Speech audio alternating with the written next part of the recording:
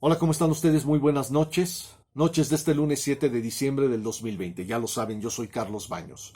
Les hablo desde la Ciudad de México para una entrega más de mi serie Antifeminismo México. Espacio periodístico en donde hacemos crítica a la mitología feminista que tanto daño le está causando a México y a buena parte del globo terráqueo. Seguramente ustedes recordarán que en mi anterior entrega yo hacía referencia a un tipo de violencia que el feminismo continuamente está evadiendo, está soslayando. ¿Cuál es el caso de la violencia de las mujeres hacia las propias mujeres? Llegué a hacer referencia incluso a casos de filicidio, donde madres, atentan contra la vida de sus propias hijas, privan de la vida a sus propias hijas, si no es que las exponen a maltrato y abuso. Por supuesto, esta clase de conductas delictivas, que son reprochables, execrables, abominables, sancionables, continuamente son soslayadas por la mitología feminista. Y cuando la mitología feminista tiene que aceptarlas porque la evidencia empírica es contundente, lo que suelen hacer las feministas es buscar eximientes de responsabilidad moral y penal para estos casos. En esta ocasión, quiero tratar otro de los factores sociales que nos permiten pronosticar por qué la violencia hacia las mujeres no solo no va a disminuir en los meses y años por venir, sino que incluso podría aumentar. Me refiero al caso del descuido familiar, de la omisión de cuidados. En muchos países, en muchos estados, la omisión de cuidados es un delito, es un nombre genérico.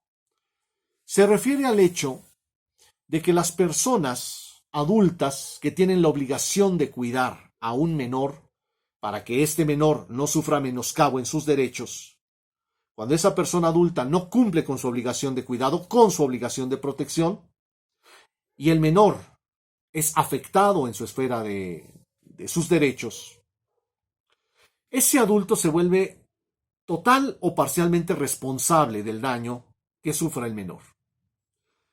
Es el caso típico de los delitos de comisión por omisión. Yo tengo la obligación de cuidar a alguien.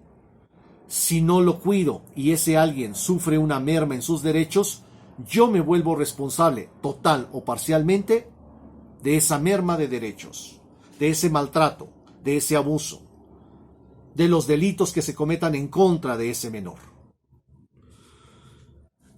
Nosotros sabemos que en México, desafortunadamente, tenemos un tejido social y familiar sumamente dañado y vulnerable. Tenemos familias y hogares que apenas pueden decirse familias y hogares. Así se les llama en términos jurídicos, así se les llama en términos estadísticos, pero cuando uno analiza social y psicológicamente esos hogares, distan mucho de serlo. En México, el tejido social y familiar está sumamente dañado. Y eso supone que muchos menores son maltratados y descuidados dentro del propio ámbito familiar. Dentro del propio ámbito familiar. Y no son pocos los hogares que pasan por esto. Son demasiados. Desafortunadamente nosotros solo nos enteramos de los casos extremos, los que llegan a las noticias, a las primeras planas, a las pantallas de televisión.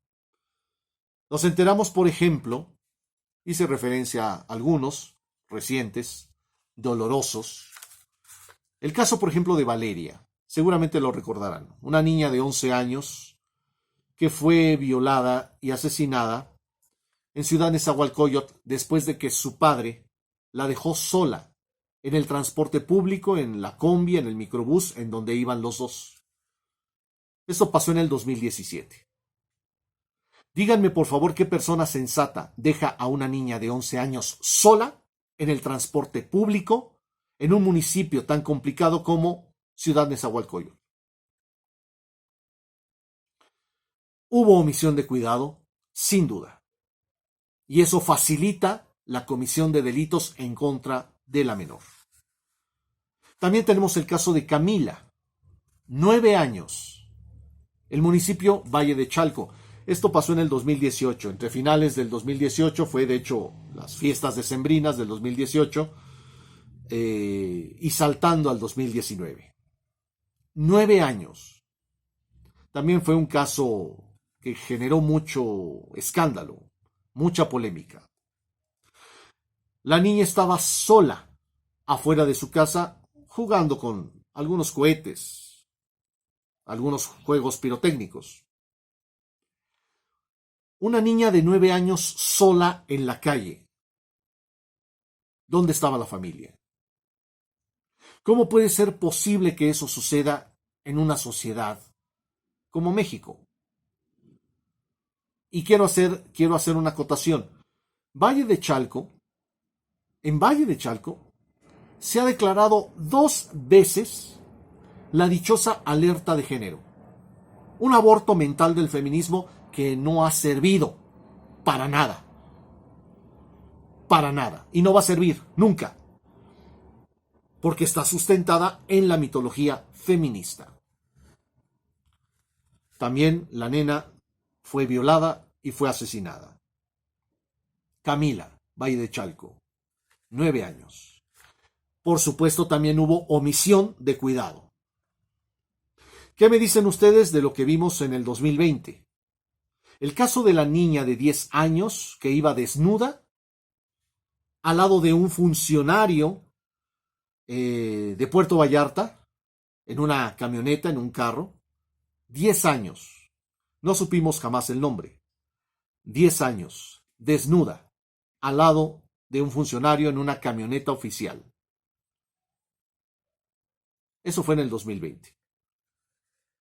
Por supuesto, también existe omisión de cuidado por parte de la familia. Y acabamos de ver otro, muy reciente, el de Tecámac, aquí en el Estado de México, cuando un adolescente, realmente de 16 años, se queda al cuidado de sus hermanas de 7 y 12, porque el padre y la madre están ausentes. Para efectos funcionales no existen. ¿Quién estaba protegiendo a este menor de 16 años y a las menores de 12 y 7 años? Por supuesto existe omisión de cuidado. Y ya sabemos el desenlace fatal. Al parecer, el adolescente de 16 años priva de la vida a sus propias hermanas e intenta asesinar a su madre. No podemos decir más porque la investigación está en curso. Lo único que nos interesa es subrayar que existe omisión de cuidados. Y estos son algunos de los casos que trascienden a la prensa, que trascienden a los medios.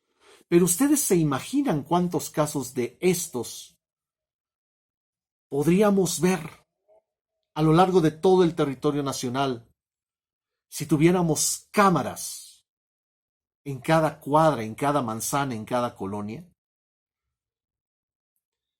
Estos son ejemplos, simples ejemplos, sencillos ejemplos, pero también aislados ejemplos de una constante en la sociedad mexicana: la omisión de cuidados, la negligencia familiar en cuanto a la protección con respecto a los menores.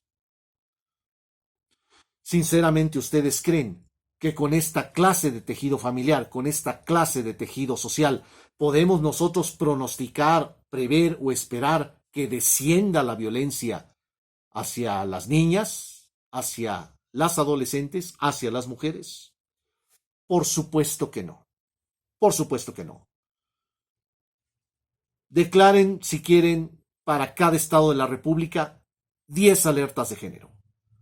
Esa porquería nunca va a servir, nunca va a funcionar.